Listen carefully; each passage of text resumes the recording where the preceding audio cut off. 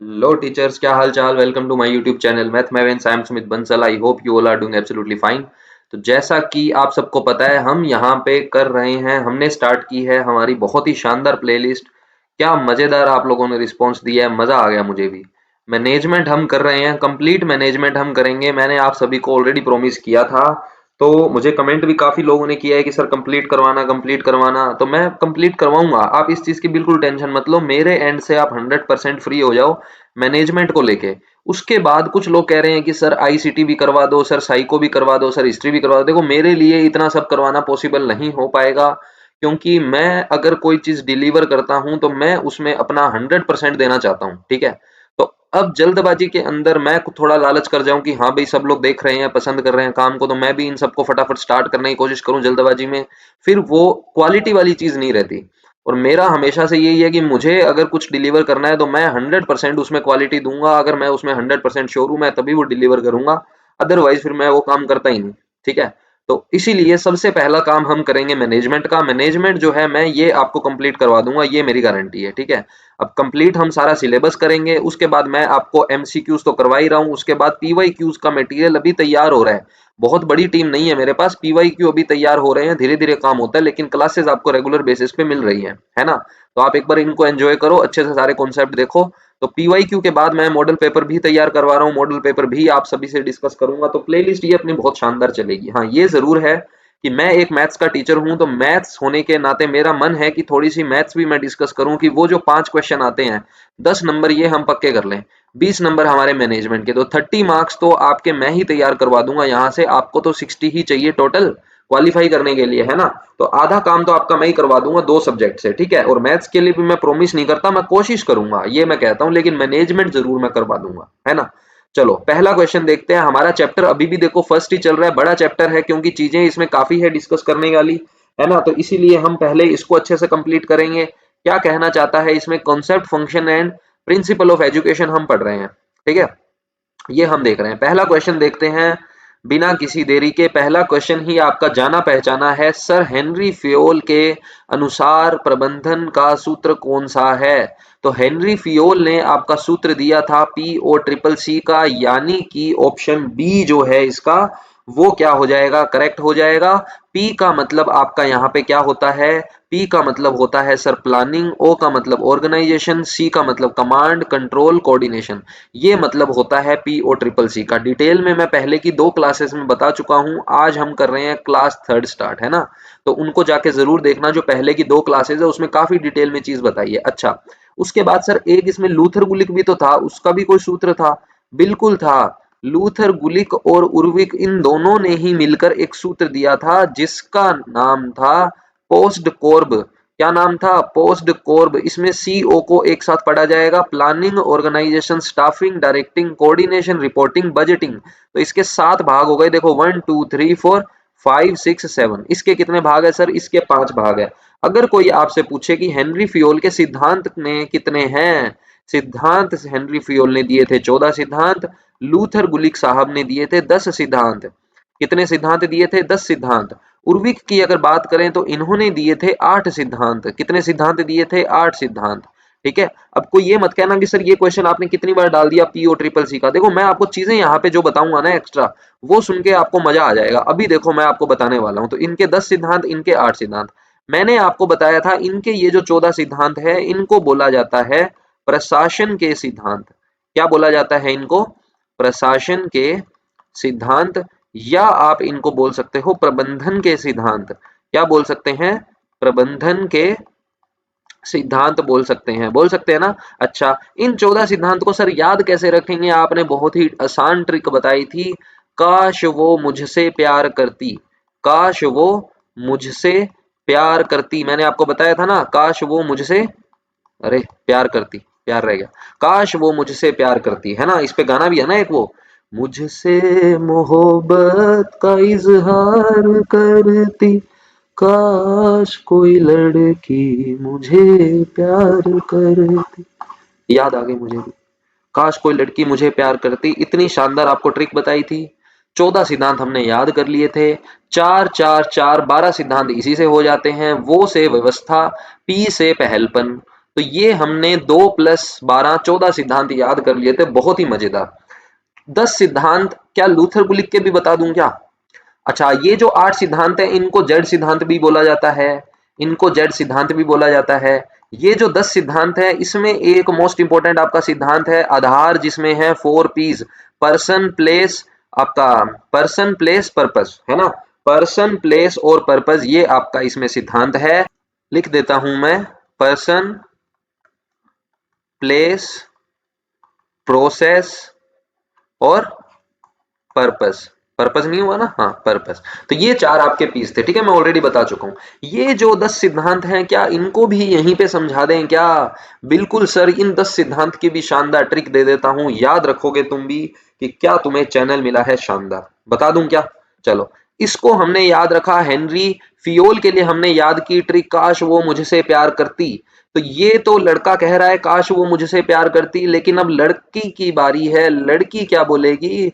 लड़की कहेगी काश, काश वो काश वो मुझे प्रपोज ना करता, काश वो मुझे प्रपोज ना करता, ठीक है, काश वो मुझे प्रपोज ना करता, या ऐसे कह सकते हो काश वो मुझे प्यार ना करता।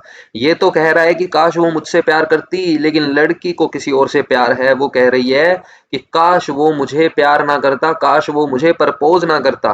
अब यहां से आपको कैसे सारे याद होंगे वो मैं आपको बताने वाला हूं। 10 सिद्धांत हमें करने हैं, ध्यान से समझेंगे। के का मतलब आपका हो गया यहाँ पे कार्य विभाजन। के का मतलब क्या हो गया आपका? कार्य विभाजन। याद रह जाएगा, कोई चक्कर ही नहीं है। ए से हमें याद रखने हैं कितने?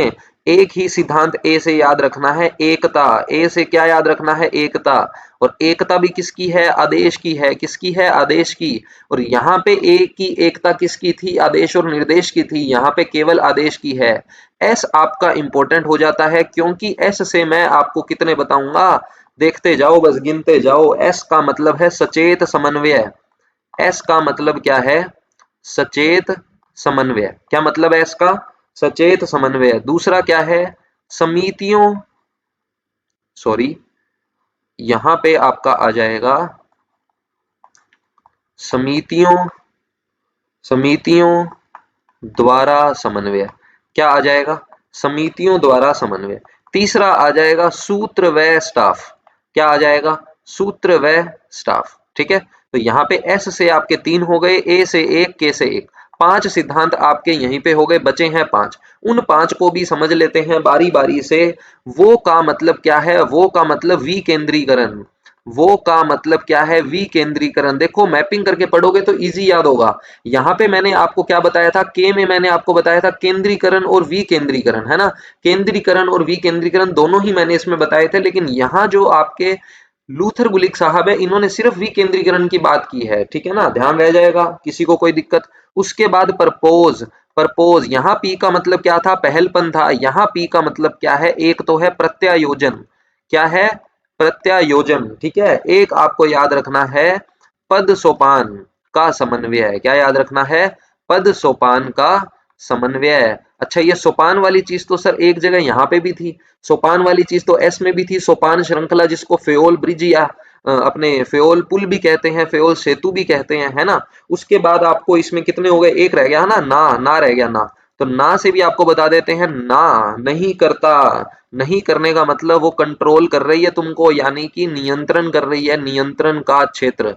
मजा आया कि नहीं आया बताओ? 1 2 और 3 5 6 7 8 और 9। एक रह गया क्या अभी भी?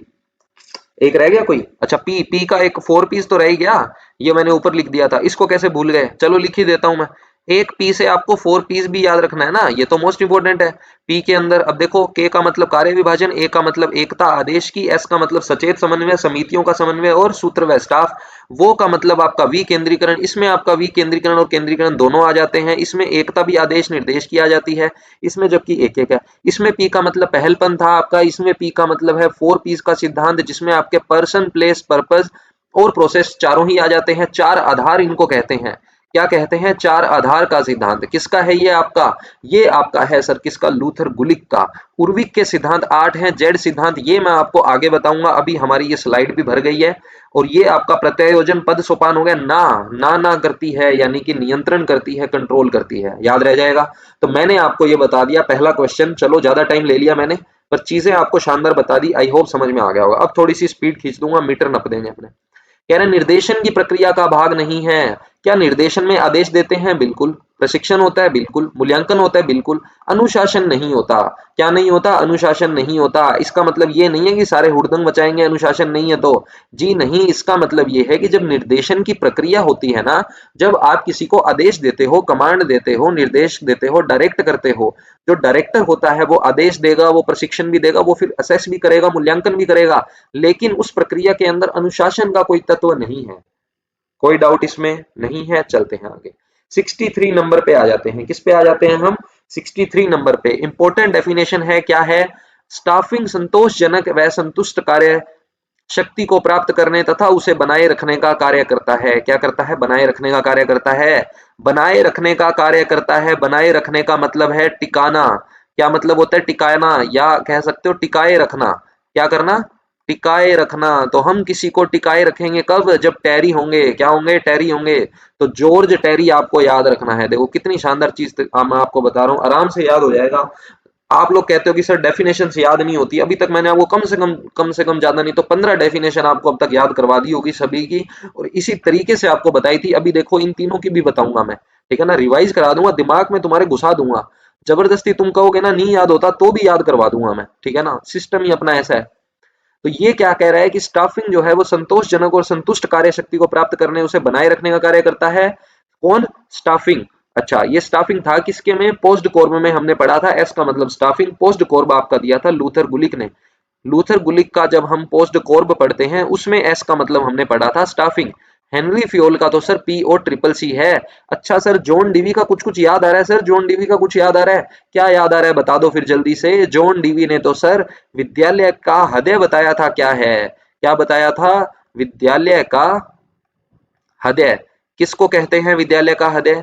विद्यालय का हृदय कहा जाता है पुस्तकालय को। किसे कहा जाता है? पुस्तकालय को। क्या कहा जाता है? विद्यालय का हृदय। याद रह जाएगा, कोई चक्कर किसी को इसमें बिल्कुल नहीं है। बनाए रखने का मतलब होता है टिकाए रखना। टिकाए किसको रखेंगे? टैरी को। तो जॉर्ज टैरी जो है हमारा ये टिकाए रखेगा। कोई दिक्कत किसी को इसमें? क्लियर है। विद्यालय का हृदय पुस्तकालय, कहा किसने? जॉन डीवी ने। तो जॉन डीवी ने अपने को ये बताया, ठीक है। अच्छा, इसके बाद एक और यहां से मुझे क्वेश्चन याद आ गया। कौन सा? विद्यालय का हृदय तो पुस्तकालय है, लेकिन अगर आपसे कोई पूछ ले प्रबंधन का हृदय क्या है? प्रबंधन का हृदय, प्रबंधन की आत्मा, तो आपको पता है मैनेजमेंट करने का आपके हृदय में कब आएगा? जब आप मोटिवेटेड होंगे, यानी कि अभिप्रेरणा होगी।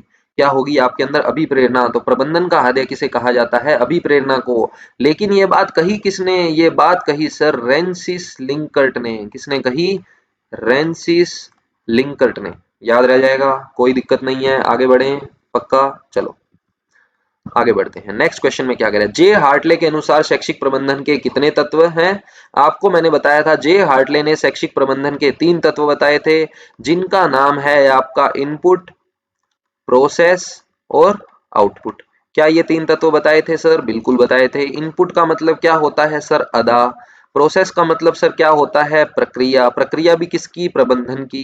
किसकी प्रक्रिया की बात कर रहे हैं? प्रबंधन की। आउटपुट का मतलब सर क्या होता है? प्रदा होता है। तो यहाँ अदा, प्रदा, प्रक्रिया, प्रणाली आपकी नहीं होगी। क्या नहीं होगी? प्रणाली आपकी नहीं होगी, ठीक है ना।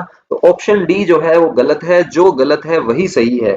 जो गलत है वही सही है। तो चलते हैं नेक्स्ट क्वेश्चन पे। 65 नंबर क्या कह रहा है? शैक्षिक प्रबंधन वह कार्य है जो किसी प्रबंधक को करना पड़ता है। तो करना पड़ता है से आपको याद आएगा एलन। कल ही मैंने आपको बताया था लास्ट क्लास में, ये डेफिनेशन किसकी है? एलन की है। किसकी है? एलन की है। अच्छा, हिलकर्ट की भी कोई डेफिनेशन है क्या? बिल्कुल है। हिलकर्ट ने क्या कहा था? हिलकर्ट ने कहा था प्रबंधन जो है ना, प्रबंधन जो है वो कला और विज्ञान दोनों ही है। प्रबंधन जो है कला और विज्ञान दोनों ही है। ये बात किसने कही थी? हिलकर्ट ने। लूथर गुलिक साहब की तो क्या ही बात करें, इतने शानदार इन्होंने चीजें बताई है। पोस्ट कॉर्ब इनका सूत्र है। बुक इनकी कौन सी है? Papers on the science of administration. कौन सी बुक है इनकी? Papers on the papers on the science of administration, ये इनकी बुक है 1937। याद रह जाएगा, कोई चक्कर नहीं है। नेक्स्ट क्वेश्चन पे आते हैं। 66 में क्या गया? प्रबंधन करने से आशय पूर्वानुमान लगाना, योजना बनाना, संगठन की व्यवस्था करना, निर्देश देना, समन्वय करना, नियंत्रण करना, यह विचारधारा किसकी है? अब देखो ये क्वेश्चन मैंने जानबूझ के इसमें ऐड करवाया है। क्यों करवाया है मैंने ऐड? उसका एक रीजन है। देखते हैं कि कौन इसका सही आंसर कर पाता है। जल्दी से मुझे बता दो क्या इसका आंसर है, जल्दी से बता दो। देखो ये आपको आंसर करना चाहिए, ये आपको आंसर आना चाहिए। मैं ऐसा क्यों बोल रहा हूँ? क्योंकि ये बहुत ही इजी क्वेश्चन है। इसका आंसर सीधा सीधा हेनरी फ्यूल हो जाएगा। मैंने आपको ये बता रखा है, मैंने आपको कितनी बार बताया है, हेनरी फ्यूल का सूत्र था PO CCC। था या नहीं था? पी का मतलब क्या होता है? प्लानिंग करना। बताओ मुझे, पी का मतलब क्या होता है? प्लानिंग करना, योजना बनाना। ओ का मतलब ऑर्गेनाइजेशन, संगठन बनाना। सी का मतलब कमांड देना, ये देखो निर्देश देना। सी का मतलब कोऑर्डिनेशन, समन्वय करना। सी का मतलब कंट्रोल, नियंत्रण करना। तो इसी को तो इसने हिंदी में लिख दिया, इसी को तो इसने खोल के लिख दिया। तो हेनरी फ्यूल टिक करेंगे ना, ज्यादा कंफ्यूजन की बात क्या है? ऐसा थोड़ी सोचना कि हमें पता ही नहीं। देखो इतनी रीजनिंग तो वो करके देगा, इतना तो वो घुमाएगा, ठीक है ना। अब ये दिमाग तो आपको लगाना पड़ेगा, सीखना पड़ेगा। अच्छा, जॉर्ज टेरी, टेरी का मतलब क्या है? टिकाना। टेरी का मतलब क्या है? टिकाना। यानी कि जो स्टाफ है, स्टाफिंग जो है, वो संतोषजनक एवं संतुष्ट कार्य शक्ति को प्राप्त करने और उसे बनाए रखने का कार्य करता है। ये बात किसने कही थी? आपके जॉर्ज टेरी ने कही थी। बनाए रखना मतलब टिकाए रखना। एलन के बारे में मैं आपको बता चुका हूं बहुत बार। एलन ने क्या कहा था कि हमें कार्य करना पड़ता है। एलन से याद रखोगे, करना पड़ता है। एलन से याद रखोगे, करना पड़ता है। ये देखो ऊपर ही आपको बताया, किसी प्रबंधक को करना पड़ता है मतलब एलन, पड़ता है मतलब एलन, ठीक है ना। उसके बाद लूथर गुलिक की हम बहुत बार बात कर चुके हैं। आगे चलते हैं। नेक्स्ट है हमारा, शैक्षिक प्रबंधन का अर्थ क्या है? क्या उसमें पूर्व निर्धारित लक्ष्य की प्राप्ति होती है? क्या उसमें संस्था का सामूहिक प्रयास होता है? क्या उसमें शिक्षा की व्यवस्था होती है? बिल्कुल सही बात है, उपरोक्त सभी हो जाएगा। ये क्वेश्चन जो है लड्डू क्वेश्चंस हैं। ये कैसे क्वेश्चंस हैं? लड्डू क्वेश्चंस हैं। फ्री के इसमें नंबर हमें मिलते हैं। 68 नंबर क्वेश्चन में हमें क्या कह रहा है? प्रबंधन का मस्तिष्क किसे माना जाता है? प्रबंधन का मस्तिष्क किसे माना जाता है? प्रबंधन का मस्तिष्क कहा जाता है किसको? संगठन को कहा जाता है। क्या कहा जाता है? संगठन को। और क्या कहा जाता है संगठन को? संगठन को प्रबंधन की रीढ़ की हड्डी भी कहते हैं। क्या कहते हैं? प्रबंधन के रीढ़ की हड्डी, बैकबोन ऑफ द मैनेजमेंट किसे कहा जाता है? संगठन को, ऑर्गेनाइजेशन को। और क्या कहा जाता है? प्रबंधन का मस्तिष्क। तो किसे कहा जाता है प्रबंधन का मस्तिष्क? संगठन को कहा जाता है किसी को कोई डाउट इसमें? कोई फैक्ट बता दें क्या सर, दो चार और? अच्छा, अभिप्रेरणा, अभिप्रेरणा को सर क्या कहते हैं? अभिप्रेरणा जो है आपका क्या है? प्रबंधन का हृदय है। अभिप्रेरणा जो है वो प्रबंधन का हृदय है, या कह सकते हो प्रबंधन की आत्मा है। कही किसने थी ये बात? ये बात आपके कही थी रेंसिस लिंकट ने। किसने कही थी? रेंसिस लिंकट ने। तुम कहते हो याद नहीं होता, इतनी बार रटवा दूंगा, याद होगा कैसे नहीं, सब याद हो जाएगा। भारत में शैक्षिक प्रबंधन के कितने स्तर हैं? शैक्षिक प्रबंधन के भारत में 3 स्तर हैं। आपको कल ही मैंने ये पढ़ाया था। 3 स्तर कौन कौन से हैं? सबसे टॉप पे आपका आता है केंद्र, फिर आ जाता है आपका राज्य, फिर आपका राज्य के नीचे क्या आ जाएगा? स्थानीय आ जाएगा। जिनको नहीं पता इन सब के अंदर डिटेल क्या है, इंपॉर्टेंट है, ये पूरा फ्लो चार्ट याद करना है। स्थानीय के लिए फर्स्ट क्लास देखना, उसमें मैंने बताया था। केंद्र और राज्य के लिए क्लास 2 कल ही मैंने आपको दी थी। और आई थिंक जहां तक मुझे याद आ रहा है, इसका क्वेश्चन नंबर 47 था, जहां तक मुझे याद आ रहा है, मैं श्योर नहीं हूं, आप देख लेना। उसके अंदर मैंने इन दोनों की डिटेल आपको बताई थी। शिक्षा निदेशालय कैसे काम करता है, सचिवालय कैसे काम करता है। सचिवालय जो है राज्य के अंदर आपका शिक्षा सचिवालय जयपुर में है, और शिक्षा निदेशालय आपका बीकानेर में है। उसमें कौन कौन मुख्य अधिकारी होते हैं, दोनों के कार्यों में क्या अंतर है। केंद्र के अंदर मैंने आपको शिक्षा विभाग, फिर उसका कब MHRD बना, फिर उसका वापिस NEP जब लागू हुई, रामनाथ कोविंद जी जो हमारे राष्ट्रपति थे उस समय 17 अगस्त 2020 में, उन्होंने उसको वापिस क्या कर दिया? शिक्षा मंत्रालय कर दिया। ये सारी बातें मैं आपको बता चुका हूं। तो इसका आंसर हमारा 3 है। आगे बढ़ते हैं क्वेश्चन नंबर 70 पे। क्या कहना चाह रहा है ये? कह रहे हैं निम्नलिखित में से कौन सा कथन श्याम पट के बारे में असत्य है? श्याम पट के बारे में आपको कल मैंने बहुत सारी जानकारियां दी थी, तो आज मैं चेक करता हूं आपको याद है या नहीं याद। बताओ, क्या वर्तमान में सरकारी विद्यालयों में ग्रीन बोर्ड काम में लिया जाता है? बिल्कुल सर, आपने बताया था। श्यामपट को अध्यापक का मित्र कहते हैं। बिल्कुल सर, सही बात है। और व्यक्ति के मित्र की बात करें तो पुस्तक हो जाती है। अध्यापक का सच्चा मित्र तो श्यामपट ही होता है।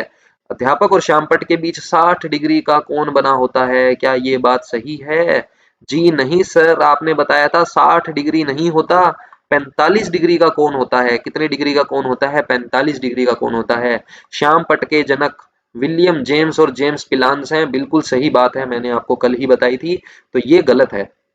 अब इस क्वेश्चन में ना आपको ये गलत नहीं याद करना, आपको याद करने हैं ये 3 फैक्ट्स कि श्यामपट के जनक विलियम जेम्स, श्यामपट के जनक James Pillans, William James James Pillans, William James James Pillans. याद हो जाएगा, कोई चक्कर ही नहीं है, ठीक है ना। पट से याद रख लेना पिलांस, पट से क्या याद रख लेना? पिलांस। पिलांस भी कौन सा? जेम्स, और दूसरा तो जेम्स है ही। श्यामपट जेम्स पिलांस, श्यामपट जेम्स पिलांस, पट का मतलब पिलांस, पिलांस कौन सा? जेम्स, जेम्स कौन सा? विलियम, तो विलियम जेम्स जेम्स पिलांस। याद हो जाएगा। कोण कितना होता है? 45 डिग्री का। अध्यापक का मित्र कौन है? अध्यापिका। अरे नहीं, अध्यापिका नहीं है, अध्यापक का मित्र है श्यामपट।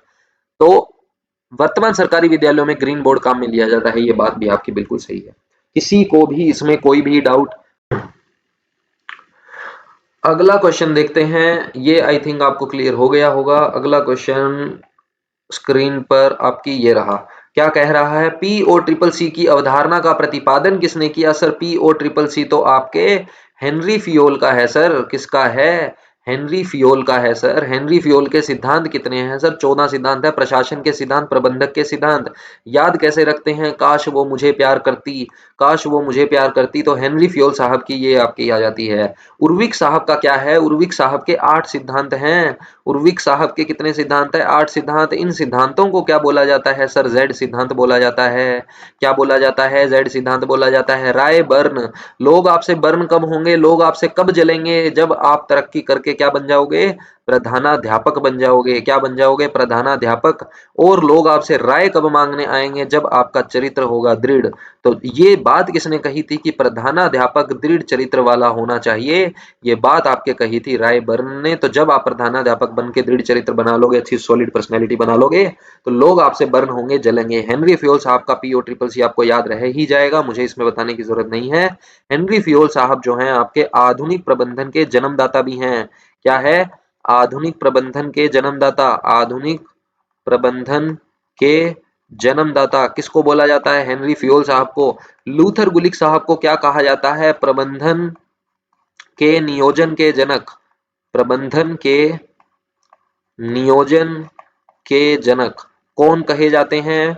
अच्छा, एक नोट डाल के इसमें जरूर लिख लेना, ये बात मुझे याद आ गई। प्रबंधन के नियोजन के जनक तो लूथर गुलिक हैं, लेकिन इसके साथ साथ लूथर गुलिक जो हैं शैक्षिक प्रबंधन के गुरु भी हैं। ये भी याद रखना, शैक्षिक प्रबंधन के गुरु। तो सर ये बात तो आपने पहले भी बताई थी, इसमें हमें याद क्या रखना है? नोट क्यों लगवाया है? नोट क्यों लगवाया है? नोट इसलिए लगवाया है क्योंकि इसमें रहती है बहुत ज्यादा कंफ्यूजन, तो यहाँ पे नोट लगा लेना, कंफ्यूजन दूर कर देता हूं। एक फैक्ट पूछता है, प्रबंधन के गुरु कौन है? क्या पूछता है? प्रबंधन के गुरु। तो प्रबंधन के गुरु तो आपको पता है आपके पीटर ड्रेकर हैं। कौन है?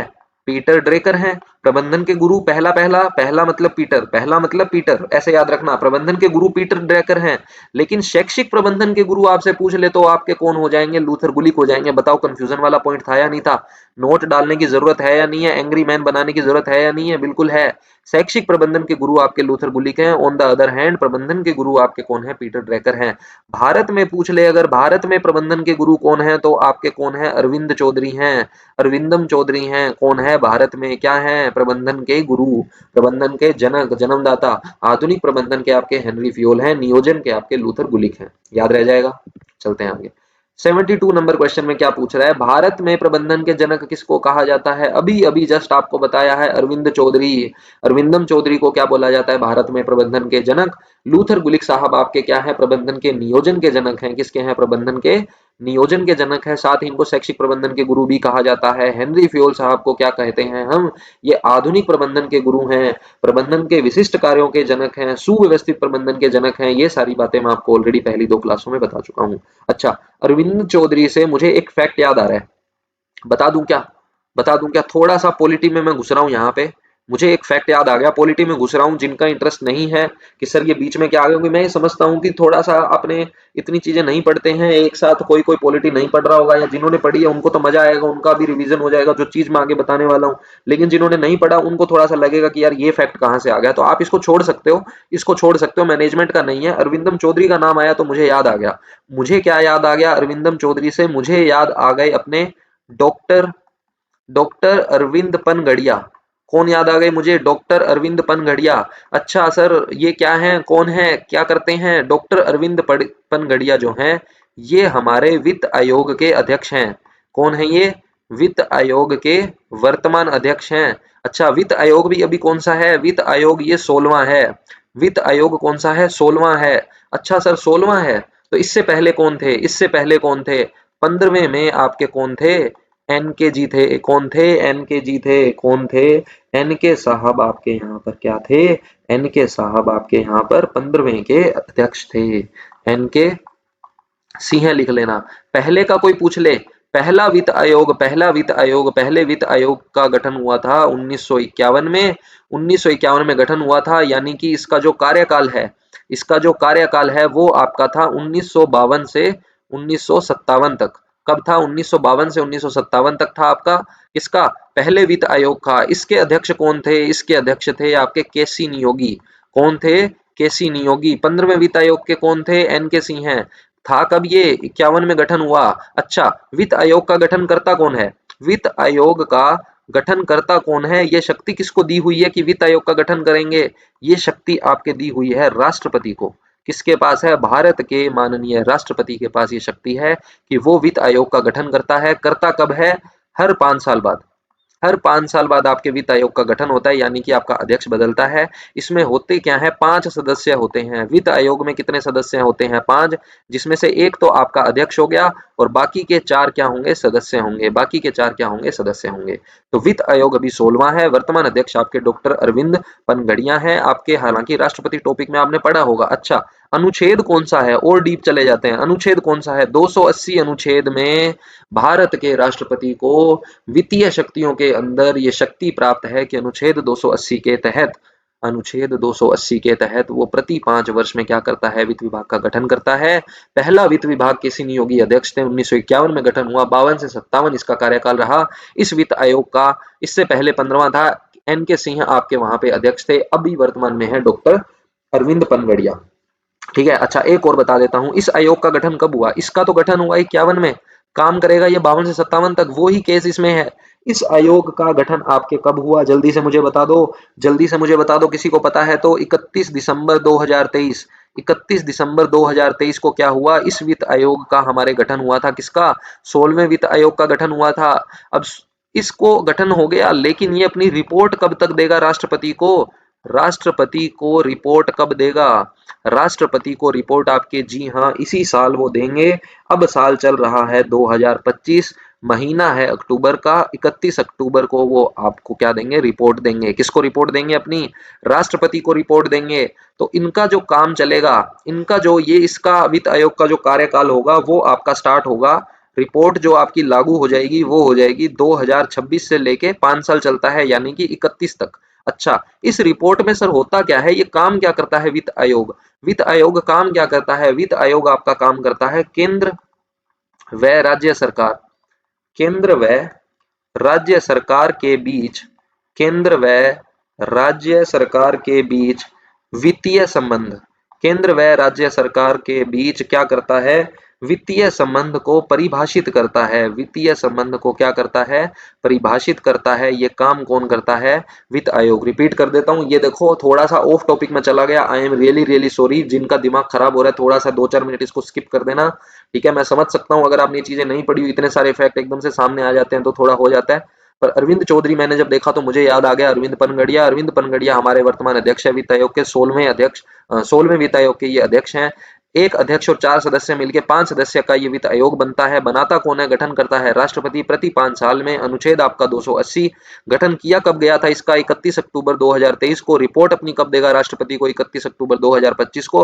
रिपोर्ट के साथ साथ इसका कार्य क्या है? राज्य और केंद्र सरकार के बीच वित्तीय संबंध को परिभाषित करता है। ये स्थापित करता है कि भाई ये आपका काम है, ये आपका काम है, ये चीज आप ऐसे करोगे। ये काम सारा पैसे का कौन देखेगा? वित्त आयोग देखेगा। ये शक्ति है राष्ट्रपति की, वित्तीय शक्तियों के अंदर ये आता है और ये कार्यकाल अपना रखेगा 1 अप्रैल 2026 से 31 तक। 16वें से पहले जो 15वां था उसके अध्यक्ष आपके थे एन के सिंह। पहला जो था वो केसी नियोगी साहब अध्यक्ष थे। 1951 में बनाया गया था। 52 से 57 तक इसने क्या किया था? काम किया था आपके यहाँ पे। क्या किया था? काम। याद रह जाएगा, कोई चक्कर नहीं है। ठीक है, थोड़ा सा देख लेना भैया, कुछ गलत बता दिया हो तो माफ करना। ठीक है, हो जाते हैं फैक्ट थोड़े बहुत इधर उधर, इतना डेटा आपके दिमाग में होता है एक साथ। ओके, चलो आगे चलते हैं। नेक्स्ट क्वेश्चन है, प्रबंधन का पोस्ट कोर्ब सूत्र किसने दिया? तो पोस्ट कोर्ब सूत्र, ऐसे क्वेश्चन देख के तुम खुश हो जाते हो, मुझे पता है, क्योंकि ये तो बहुत ही लड्डू क्वेश्चन है। लूथर और उर्विक ने दिया था, लूथर गुलिक और उर्विक ने दिया था, लूथर गुलिक प्लस उर्विक साहब ने दिया था, तो ये आपका हो जाएगा। अच्छा नेक्स्ट चलें क्या, नेक्स्ट चलें क्या? 74 में क्या है? निम्नांकित में से क्या पूछ रहा है कि निम्न अंकित में से कौन सा हेनरी फ्योल द्वारा दिए गए प्रबंधन में समाहित नहीं है? अरे हेनरी फ्योल साहब ने सूत्र दिया था पी ओ ट्रिपल सी का, जिसमें पी का मतलब था प्लानिंग। क्या मतलब था? प्लानिंग। ओ का मतलब क्या था? ऑर्गेनाइजेशन। सी का मतलब क्या था? कंट्रोल। सी का मतलब इसका क्या है? कमांड, कमांड देना। इस सी का मतलब क्या है? कोऑर्डिनेशन। क्या मतलब है? कोऑर्डिनेशन। तो ये किसका है आपका? ये है आपके सर हेनरी फ्योल साहब का सूत्र। सिद्धांत कितने हैं? सिद्धांत इनके 14 हैं। काश वो मुझसे प्यार करती। 14 सिद्धांत याद हो गए। प्रशासन के सिद्धांत, प्रबंधन के सिद्धांत कहा जाता है। तो पूछ रहा है कौन सा नहीं है, बता दें क्या? बता दें कौन सा नहीं है? संगठन है क्या? बिल्कुल है। बजट का निर्माण नहीं है, कहाँ है बजट का निर्माण? समादेश, आदेश देना, ये रहा। कमांड देना, आदेश, योजना बनाना, प्लान करना। तो बजट निर्माण जो है आपके इसमें नहीं है। लेकिन सिर्फ क्वेश्चन यही खत्म नहीं होता। बजट निर्माण है किसमें? बजट निर्माण तो सर पोस्ट कोर्ब में है। किसमें है? पोस्ट कोर्ब में। किसने दिया था? लूथर गुलिक व उर्विक ने। किसने दिया था? लूथर गुलिक व उर्विक ने। लूथर गुलिक को क्या कहा जाता है? प्रबंधन के नियोजन का जनक या शैक्षिक प्रबंधन का गुरु कहा जाता है। बुक है इनकी papers on the science of administration 1937। आपको याद रखनी है, सिद्धांत इन्होंने दिए थे 10, जिसको हम याद रखते हैं काश वो मुझसे प्यार ना करता। उर्विक के 8 सिद्धांत है, जिनको जेड सिद्धांत भी बोला जाता है। तो पोस्ट कॉर्म में बी का मतलब होता है बजटिंग, यानी कि बजट निर्माण करना। याद हो जाएगा। लूथर गुलिक ने अपनी किस पुस्तक में संगठन के 7 सिद्धांतों का उल्लेख किया है? लूथर गुलिक का सूत्र है पोस्ट कोर्ब। कौन सा सूत्र है? पोस्ट कोर्ब। 1 2 3 एक साथ पढ़ेंगे, 4 5 6 7। तो 7 सिद्धांत किस बुक में दिए थे? अभी अभी आपको बताया है, चिक चिक के आपको मैं बताता हूँ, बार बार मैं ये आपको बताता हूँ। लूथर गुलिक की बुक है papers on the science of administration 1937। Papers on the science of administration 1937 किसकी बुक है? ये आपके बुक है सर लूथर गुलिक की। किसकी बुक है? लूथर गुलिक की। अच्छा सर ये किसकी बुक है? ये भी तो हमने पढ़ी है सर। ये बुक भी तो आपने मुझे बताई हुई है, जनरल एंड इंडस्ट्रियल मैनेजमेंट। ये बुक भी आपने सर बताई हुई है। ये बुक है सर आपके हेनरी फियोल की। किसकी है? हेनरी फियोल की, जिसको आधुनिक प्रबंधन का गुरु कहा जाता है, प्रबंधन के विशिष्ट कार्यों का जनक कहा जाता है, सुव्यवस्थित प्रबंधन का जनक कहा जाता है। याद हो जाएगा। कोई चक्कर ही नहीं है सर, कोई चक्कर ही नहीं है। अच्छा सर ये बुक भी बताई दो फिर लगे हाथ, इसको क्यों नाराज करें? इस बुक को क्यों नाराज करें? इसका भी बताई दो क्या कुछ है सिस्टम। इस बुक का सिस्टम बता देते हैं। What management is, how it works and why it everyone's business. ये जो बुक है, इतनी शानदार बुक जो आपकी है, सही में बता दूं क्या किसकी है? बता दूं क्या? कहीं नहीं मिलेगा, सर्च मार लेना, किसी नोट्स में नहीं मिलेगा, लेकिन मैं आपको बताऊंगा। ये आपके दिया था किसने? जॉन मार्गरेटा ने। किसने दिया था? ये बुक जो है इसके राइटर कौन है? इसके राइटर हैं बहुत बड़े बिजनेस।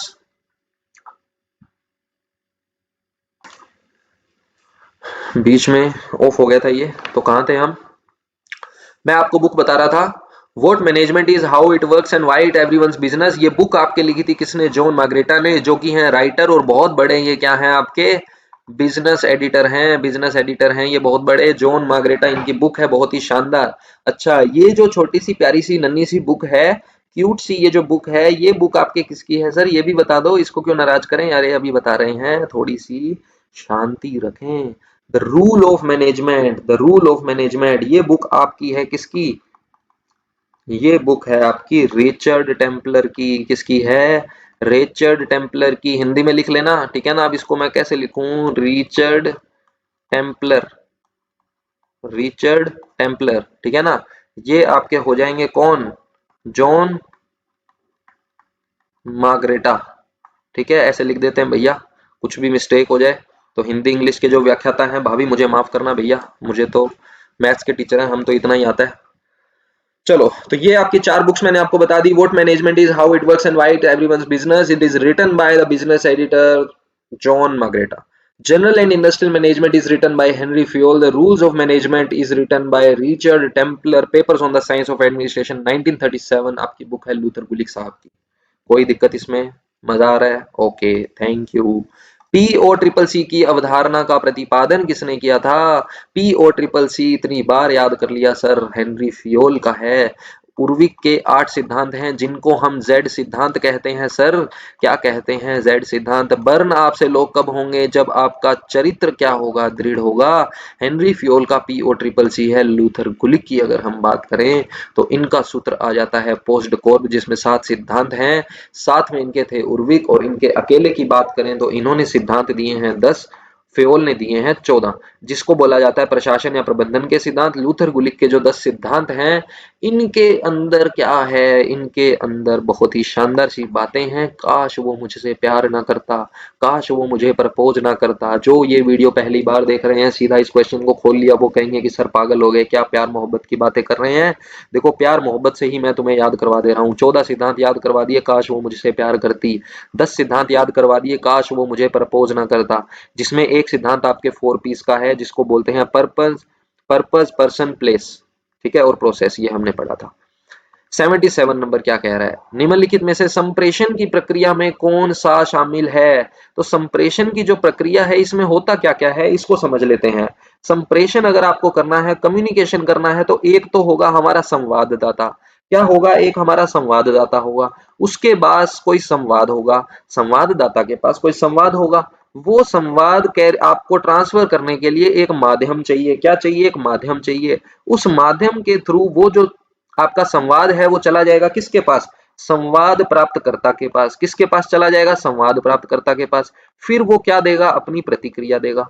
फिर वो क्या देगा? अपनी प्रतिक्रिया देगा। तो ये प्रोसेस होता है, ये आपका प्रोसेस है। संप्रेषण होता कैसे है? कम्युनिकेशन क्या होता है? कम्युनिकेशन हम हमेशा टू वे होता है। ऐसे थोड़ी अपने अकेले रूम में बैठे खुद से ही बात करते जा रहे हैं, खुद से ही बात करते जा रहे हैं कि अब तो मैं व्याख्याता बन जाऊंगा, अब तो मेरी शादी हो जाएगी, रिश्ते रिश्ते आएंगे। खुद से ही बातें करते जा रहे हो, ठीक है? खुद से बातें नहीं करते। कम्युनिकेशन हमेशा टू वे होता है। उसमें एक संवाददाता होता है, उसके पास संवाद होता है, एक माध्यम के थ्रू वो चैनलाइज होता है, एक चैनल होता है। यानी कि जैसे आप व्हाट्सएप पे चैटिंग लगे हुए हो अपनी महिला मित्र से, तो वो एक माध्यम है। व्हाट्सएप एक माध्यम है। संवाद प्राप्त करता होगा, दूसरी तरफ आपकी प्रतिक्रिया होगी। तो क्या संवाददाता और संवाद होता है, प्राप्तकर्ता होता है, माध्यम होता है? जी, ये सभी सही है। उपयुक्त सभी, उपयुक्त सभी हमारा यहाँ पे सही उत्तर हो जाएगा। 78 नंबर पे आते हैं। क्या कह रहा है? वर्तमान में शिक्षा का विषय शामिल है, किसमें है? जी हाँ, बहुत इंपॉर्टेंट क्वेश्चन है, बहुत ही इंपॉर्टेंट क्वेश्चन है। ये आपको बिल्कुल ही याद रखना है, इसको आप नहीं छोड़ सकते। हालांकि आप आरटीई में भी मैं आपको बताऊंगा, लास्ट चैप्टर जो हमारा होगा, वर्तमान में अगर बात करें तो वर्तमान में जो शिक्षा है वो समवर्ती सूची का विषय है। आपको पता है, पॉलिटी में आपने पढ़ा होगा, पॉलिटी में आपने पढ़ा होगा, एक हमारी संघ सूची होती है, एक राज्य सूची होती है, एक आपकी क्या होती है? समवर्ती सूची होती है। ये 3 सूचियां आपने पढ़ी होगी, ठीक है? इसमें केंद्र सरकार बनाती है नियम, इसमें आपके जो नियम कानून है, जो भी इसमें विषय शामिल करते हैं, उन पे काम करती है राज्य सरकारें। समवर्ती के अंदर दोनों का मिला जुला आपका रूप होता है, ठीक है? समवर्ती सूची का विषय है वर्तमान में क्या? शिक्षा। अच्छा सर, वर्तमान में समवर्ती सूची का है तो पहले किसी और में था क्या? हाँ जी, पहले किसी और में था। तो पहले किस में था सर? पहले ये राज्य सूची का विषय था। किसका विषय था? राज्य सूची का विषय था। तो सर फिर लगे हाथ ये भी बता दो कि राज्य सूची से समवर्ती सूची में गया कब? राज्य सूची से समवर्ती सूची में गया कब? देखो, 1975 से पहले था राज्य सूची में, समवर्ती सूची में चला गया 1975 में। तो सर ऐसे क्या अपनी मर्जी से चला गया क्या? किसी ने आके कह दिया कि आज से समवर्ती में हो गया? जी नहीं, ये संविधान है भारत का, महान संविधान, सिस्टम से चलता है। तो संविधान में संशोधन किया गया, 42वां संविधान संशोधन, 42वां संविधान संशोधन आपको याद रखना है। 1976, 1976 आपको याद रखना है। 42वां संविधान संशोधन आपका यहाँ पे हुआ था 1976 में, जिसमें हमने क्या बोला कि 1975 से पहले तो ये था राज्य सूची का विषय, अब सर इसको हम बना देंगे क्या? समवर्ती सूची का विषय। याद रह जाएगा? किसी को कोई दिक्कत इसमें? तो इसका जो उत्तर है हमारा वो क्या हो जाएगा? समवर्ती सूची का विषय। वर्तमान में जो शिक्षा है वो समवर्ती सूची का विषय है, ठीक है? उसके बाद आ जाता है संप्रेषण की प्रक्रिया में कौन से तत्व शामिल नहीं है? अभी आपको बताया था, एक संवाददाता होता है, उसके पास संवाद होता है, फिर उसके पास माध्यम होता है, फिर संवाद को प्राप्त करेगा कोई प्राप्तकर्ता, फिर वो अपनी प्रतिक्रिया देगा। ये सारे काम है किसके? संप्रेषण की प्रक्रिया या तत्व में शामिल नहीं होते पूछा है तो ये तो शामिल होते हैं सर। तो क्या बताओ नहीं होता शामिल, मुझे संवाददाता होता है। क्या अधिगम होता है क्या? जी नहीं, माध्यम और संवाद होता है, अधिगम नहीं होता उस प्रक्रिया में, अधिगम नहीं होता। तो ये आपका यहाँ पे क्या हो जाएगा, गलत हो जाएगा, और जो गलत है वो ही सही है, जो गलत है वो ही सही है। क्या ये बात आपको समझ में आ गई सर? बिल्कुल आ गई। नेक्स्ट क्वेश्चन, निम्न में से क्रिया निर्देशन की क्रिया में शामिल कौन से नहीं है? तो मैंने आपको स्टार्टिंग में बताया था, हमने जब ये स्टार्ट किया था, जब ये क्लास स्टार्ट की थी, 62 नंबर क्वेश्चन में ही निर्देशन की क्रिया में मैंने आपको सारी चीजें समझाई थी। क्या निर्देशन की प्रक्रिया में प्रशिक्षण होता है क्या? बिल्कुल होता है सर। मूल्यांकन होता है क्या? बिल्कुल होता है। आदेश देते हैं क्या? बिल्कुल। अनुशासन नहीं होता सर। क्या नहीं होता? अनुशासन। अनुशासन का मतलब फिर से मैं बता रहा हूँ, ये नहीं है कि हुड़दंगबाजी चलेगी, जी नहीं। इसका मतलब ये है कि इसकी जो प्रक्रिया है उसके ये तत्व हैं कि प्रशिक्षण होगा, मूल्यांकन होगा, आदेश देगा, है ना? प्रशिक्षण भी देगा, आदेश भी देगा, और आपका मूल्यांकन भी करेगा। लेकिन अनुशासन का इसके अंदर तत्व हम कंसीडर नहीं करते हैं, ठीक है? अभिप्रेरणा होती है, नेतृत्व होता है, संप्रेषण होता है। इसमें क्या क्या होता है आपका? संप्रेषण होगा, नेतृत्व होगा, प्रशिक्षण होगा, क्या होगा? प्रशिक्षण होगा, और क्या होगा? आदेश भी देगा, आदेश भी देगा। फिर आपका आखिर में क्या होगा? मूल्यांकन भी होगा, ठीक है? आदेश हो गया, संप्रेषण, प्रशिक्षण, मूल्यांकन, पर्यवेक्षण भी होगा, अभिप्रेरणा भी होगी, ठीक है ना? अभिप्रेरणा भी होनी है, इसमें थोड़ी सी अभिप्रेरणा भी चाहिए, मोटिवेशन भी चाहिए, पर्यवेक्षण भी चाहिए। क्या चाहिए? ये हिंदी वाले मुझे मारेंगे, मुझे पता है कि सर इतनी आप गलतियां कर रहे हो लिखने में, ठीक है? पर्यवेक्षण, देखो ये आपका हो गया पर्यवेक्षण। अब ठीक लग रहा है ना? तो सुपरविजन जो है वो भी आपका इसके अंदर होता है। तो ये सारी चीजें आपके निर्देशन में पार्ट रोल करती है, बट अनुशासन का इसमें कोई रोल नहीं होता है। तो देखते हैं अगला क्वेश्चन हमारा। कंप्यूटर स्क्रीन पर 80 हो गया, 81। अरे भैया आ जाओ, नेक्स्ट क्वेश्चन। चलिए जी, नेक्स्ट क्वेश्चन हमारा आ गया है स्क्रीन पर 81 नंबर। 90 क्वेश्चन हम करेंगे, 30 क्वेश्चन के मैं आपके लिए सेट लेकर आ रहा हूँ। थर्ड क्लास है हमारी ये, मतलब क्लास एकदम टॉप क्लास है, बट वैसे नंबरिंग के हिसाब से ये थर्ड नंबर पे आ रही है, ठीक है? वैसे थर्ड क्लास नहीं है, क्लास तो अपनी बहुत शानदार है, आप लोग भी बहुत शानदार हो। निम्नलिखित में से कौन सा कार्य शैक्षिक प्रबंधन से संबंधित है? निम्नलिखित में से कौन सा कार्य शैक्षिक प्रबंधन से संबंधित है? क्या उसमें विद्यालय संगठन चाहिए? जी हाँ। विद्यालय के लिए गतिविधियों की योजना चाहिए? जी हाँ। प्रणाली तंत्र? जी ये भी सही है। तो इसमें कुछ भी खास था नहीं। कैसा क्वेश्चन है जल्दी से बता दो? लड्डू क्वेश्चन है। कैसा क्वेश्चन है? लड्डू क्वेश्चन है। खुश हो जाना, लड्डू क्वेश्चन है ये, ठीक है? आगे चलते हैं। 82 नंबर, 82 नंबर एक अच्छे लेवल का क्वेश्चन है, लेकिन आपको अब ये बहुत ही इजी क्वेश्चंस लग रहे होंगे क्योंकि याद इतनी बार मैंने करवा दिया, ठीक है? जिन्होंने नहीं पढ़ा उनसे जाके पूछो कि सर ये 4 पीस की अवधारणा का प्रतिपादन किसने किया है? तो सबसे पहले पीछे से स्टार्ट करता हूं एकदम। सबसे पहले आपने पढ़ा लूथर गुलिक। क्या पढ़ा आपने? लूथर गुलिक, प्रबंधन के नियोजन के जनक, या इनको कहा जाता है शैक्षिक प्रबंधन के गुरु। प्रबंधन के गुरु पीटर ड्रैकर, भारत में प्रबंधन के गुरु अरविंदम चौधरी, प्रबंधन में नियोजन के जनक आपके हेनरी फ्योल साहब आ जाते हैं। बुक इनकी कौन सी है? लूथर गुलिक की papers on the science of administration 1937। Okay, इन्होंने सिद्धांत दिया था उर्विक के साथ मिलके, एक दिया था पोस्ट कॉर्ब का जिसके 7 भाग थे, उर्विक के साथ मिलके दिया था। अलग से इनके सिद्धांत की अगर बात करें तो इन्होंने 10 सिद्धांत दिए हैं, जिनको याद करने की ट्रिक आपको बता दी। काश वो मुझसे प्यार ना करता, काश वो मुझे प्रपोज ना करता, ठीक है? इससे 10 सिद्धांत हमें याद हो जाएंगे। अब इन 10 सिद्धांतों के अंदर आपका जो सेकंड नंबर पे मैंने सिद्धांत बताया था, एक सिद्धांत बहुत इंपॉर्टेंट है जिसको 4 पीस का सिद्धांत कहा जाता है, जिसके अंदर आपके कौन कौन आते हैं? एक आपका आता है पर्पस, ठीक है? 4 आधार का सिद्धांत भी इसको बोल देते हैं। 4 मुख्य आधार बताए हैं सिद्धांत। पर्पस होना चाहिए, ठीक है? एक आपका पर्पस होना चाहिए, और क्या होना चाहिए? एक पर्सन होगा। पर्पस होगा, पर्सन होगा, प्लेस होगा। क्या होगा? प्लेस होगा। आखिर में आपका प्रोसेस होगा। क्या होगा? प्रोसेस। ये 4 चीजें आपको मैंने बताई थी। तो इसने क्वेश्चन बहुत ही इजी पूछा है। हमने तो इतना कुछ पढ़ के बैठे हैं कि ये पूछे तो सही, इसको आने तो दो। जब एग्जाम में तुम जाओगे ना, एग्जाम देने मैनेजमेंट, जब यहां से पढ़ के जाओगे ना तो ऐसे घुसोगे कि हाँ भाई लाओ पेपर लाओ जल्दी से, मैनेजमेंट के क्वेश्चन मुझे करने हैं। कहाँ है मैनेजमेंट? दिखाओ मुझे 10 क्वेश्चन दो मैनेजमेंट के, है ना? ये एटीट्यूड होना चाहिए। तो 4 पीस की जो अवधारणा है इसके बारे में इतना कुछ पढ़ रखा है हमने। 4 पीस की अवधारणा आपके किसने दी है? लूथर गुलिक साहब ने दी है। किसने दी है? लूथर गुलिक साहब ने। याद हो जाएगा, कोई दिक्कत नहीं है। नेक्स्ट क्वेश्चन पे चलते हैं। अब ये कुछ इजी क्वेश्चन है, फटाफट हो जाएंगे। हेनरी फ्योल ने प्रबंधन के कितने सिद्धांतों का प्रतिपादन दिया? सूत्र इनका था PO triple C, planning, organization, control और कमांड, कोऑर्डिनेशन, ये आपके 5 भाग हैं। लेकिन अगर सिद्धांतों की बात करें तो सिद्धांत इन्होंने दिए थे 14 सिद्धांत। 14 सिद्धांत को हम याद कैसे रखते हैं? बहुत ही आसान कर दिया था सर, आपने लास्ट क्लास में बताया था, काश वो मुझसे प्यार करती। 14 सिद्धांत हमें उसमें याद हो गए ना। चलो फिर आगे चलते हैं। 84 नंबर क्वेश्चन है आपका, 84 नंबर है, जे हार्टले ने शैक्षिक प्रबंधन के कितने तत्व बताए हैं? सर जे हार्टले ने शैक्षिक प्रबंधन के 3 तत्व बताए हैं। कौन कौन से बताए हैं सर? इनपुट, प्रोसेस और आउटपुट। कौन से बताए हैं? इनपुट, प्रोसेस और आउटपुट। इनपुट का मतलब सर अदा, प्रक्रिया और प्रदा। चलो आगे चलते हैं। ठीक है, इजी क्वेश्चन था, थोड़ी स्पीड खींच रहा हूं इसलिए। किसी निश्चित उद्देश्य की प्राप्ति के लिए बनाया गया कोई भी मानवीय संसाधन प्रबंधन कहलाता है। उक्त परिभाषा किसने दी?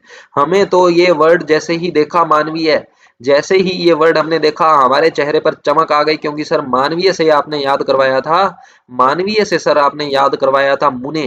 क्या याद करवाया था? मुने, जेडी मुने। तो जेडी मुने आपको याद रखना है, ये है आपका जेडी मुने। तो जेडी मुने साहब जो हैं ये आपके क्या है, मानवीय संसाधन प्रबंधन की बात इन्होंने की थी। उसके बाद अगर आपसे पूछ लिया जाए भौतिक प्लस मानवीय, भौतिक प्लस मानवीय संसाधन की अगर बात करें तो ये वाली बात किसने कही थी? भौतिक प्लस मानवीय की ये बात आपके कही थी विलियम लुईक ने। किसने कही थी ये बात? ये बात सर आपके कही थी विलियम लुईक ने। रायबर्न ने लोग आपसे बर्न कब होंगे, जलेंगे कब? जब आपका दृढ़ चरित्र होगा। तो प्रधानाध्यापक का चरित्र दृढ़ होता है, बात कही थी रायबर्न ने। जॉन डीवी ने क्या कहा था? जॉन डीवी ने कहा था विद्यालय का हृदय बताया था। क्या बताया था? विद्यालय का हृदय। विद्यालय का हृदय या विद्यालय की आत्मा। विद्यालय की आत्मा किसमें है? विद्यालय की आत्मा किसमें है? जल्दी से बता दो। विद्यालय की आत्मा होती है पुस्तकालय में। किसमें होती है?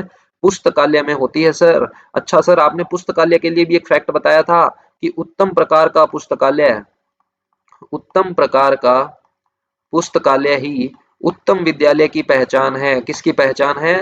उत्तम विद्यालय की पहचान है उत्तम प्रकार का पुस्तकालय ही। तो ये बात किसने कही थी? ये बात किसने कही थी? जल्दी से मुझे बता दो। उत्तम विद्यालय ही उत्तम, उत्तम पुस्तकालय ही उत्तम विद्यालय की पहचान है। ये बात सर आपके कही थी किसने? पी से सर हमें याद है, पी से कुछ कुछ याद आ रहा है सर। पी से याद आ रहा है सर पिट्समैन। कौन याद आ रहा है? पिट्समैन। पिट्समैन ने एक और बात कही थी, सुव्यवस्थित समय सारणी ही सुव्यवस्थित दिमाग की उपज है। विद्यालय की समय सारणी किसको कहा जाता है? स्पार्क प्लग को। और आपको इसमें एक और फैक्ट मैंने बताया था, विद्यालय का स्पार्क प्लग जो है वो समय सारणी है, और दिया किसने था? ये प्रोफेसर बीसी राय ने। ठीक है, तो ये सारी चीज आपको याद है। इसका उत्तर बता दिया मैंने। हाँ जी, जेडी मुने हो गया। अच्छा, जेडी मुने से एक और मुझे याद आया, एक और मुझे याद आया, कंफ्यूजन वाला पॉइंट है। मुने से आपको एक और याद आना चाहिए, मनु। मनु और मुने अलग है। मनु ने क्या कहा था? शिक्षक को ब्रह्मा का रूप कहा था। शिक्षक को ब्रह्मा का रूप कहा था। ये बात किसने कही थी कि जो शिक्षक है वो हमारे राष्ट्र के भाग्य के निर्णायक हैं? ये बात कही थी हुमायूं कबीर ने। एस जी वहेल से याद आएगा वास्तविक, यानी कि शिक्षक जो है वो इतिहास का वास्तविक निर्माता है। ये बात आपके कही थी एस जी वहेल ने। ठीक है, किसने कही थी? एस जी वहेल ने। क्या बात कही थी? आपको मैंने कल की क्लास में बताया था कि शिक्षक इतिहास का वास्तविक निर्माता है। ये बात कही थी एस जी वहेल ने। हुमायूं कबीर की अगर हम बात करें तो हुमायूं कबीर ने ये बात आपके कही थी कि जो राष्ट्र का भाग्य निर्णायक है वो आपका शिक्षक है। अच्छा, कोठारी आयोग भी याद आ रहा होगा। कोठारी आयोग ने कहा था भारत का भविष्य भारत की कक्षाओं में निर्मित हो रहा है। 1964 से 66 आपको कोठारी आयोग भी याद होगा। तो ये सारे फैक्ट मैंने आपको बताए थे। ऐसे आपको रिवीजन करना है तो आप कभी नहीं भूलोगे। ठीक है ना, एक चीज आते ही इतने फैक्ट्स आपके दिमाग में आने चाहिए, तब मजा आएगा काम करने का। 87 नंबर क्वेश्चन क्या कह रहा है? निम्नलिखित में से कौन सा युग्म सही है? प्रबंधन की सुव्यवस्थित अवधारणा का प्रतिपादन हेनरी फियोल ने किया था क्या? जी सर, बिल्कुल किया था। हेनरी फियोल को तो प्रबंधन के अपने आधुनिक प्रबंधन का गुरु भी कहा जाता है सर। क्या कहा जाता है? आधुनिक प्रबंधन का गुरु भी कहा जाता है। किसको कहा जाता है सर? हेनरी फियोल को। और क्या कहा जाता है? सुव्यवस्थित अवधारणा का प्रतिपादन भी इन्होंने किया था। और क्या कहा जाता है? प्रबंधन के विशिष्ट कार्यों का जनक कहा जाता है। क्या कहा जाता है? प्रबंधन के विशिष्ट कार्यों का जनक। प्रबंधन के विशिष्ट कार्यों का जनक किसे कहा जाता है? हेनरी फियोल को। कोई डाउट किसी को इसमें? नेक्स्ट हमारा है शैक्षिक प्रबंधन के गुरु लूथर गुलिक हैं। कौन है? लूथर गुलिक हैं शैक्षिक प्रबंधन के गुरु। ये बात भी सही है, लेकिन इसके अंदर आपको ये याद रखना है कि अगर आपसे केवल पूछ लिया जाए, केवल पूछ लिया जाए कि प्रबंधन के गुरु कौन है, केवल आपसे पूछ लिया जाए प्रबंधन के गुरु कौन है, तो प्रबंधन के गुरु आपके पीटर ड्रेकर हैं। ध्यान रखना, प्रबंधन के गुरु तो आपके पीटर ड्रैकर हैं, लेकिन क्योंकि यहाँ पे क्वेश्चन अलग है, इसने पूछा है शैक्षिक प्रबंधन, तो शैक्षिक प्रबंधन के तो लूथर गुलिक ही हैं, ये बात सही है, मैं इसे डिनाई नहीं कर रहा, it is absolutely true. Luther Gulick का एक और आपको फैक्ट याद रखना है, इनको बोला जाता है प्रबंधन के नियोजन का जनक। क्या बोला जाता है? प्रबंधन के नियोजन का जनक। अच्छा सर, इनकी कोई बुक है क्या? लूथर गुलिक साहब की, हाँ जी, एक बुक है बड़ी ही प्यारी, बुक का नाम है papers on the science of administration. Papers on the papers on the science of administration. Papers on the science of administration. Administration.